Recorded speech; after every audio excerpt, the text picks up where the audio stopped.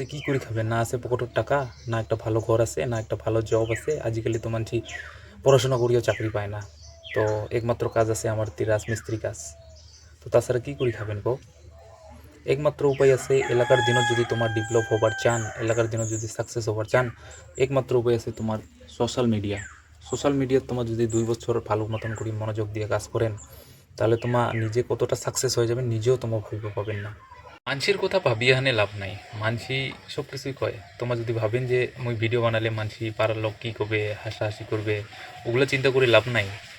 কারণ তোমার একবেলা যদি না খায় রন না, তোমার পাড়ার লোক আসি আনি জিজ্ঞাসা করবে না যে খাইছেন না খান নাই। তো তার জন্য এলাকার দিনত তো মানে মেলা সুবিধা।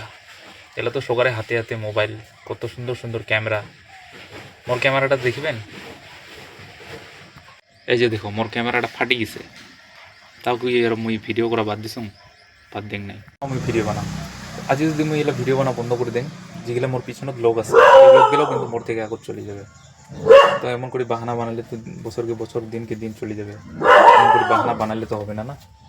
তো তোমরাও ক্যামেরা উঠাও, যেটাই পান ওটাই বানাও, কি আরও বানাও।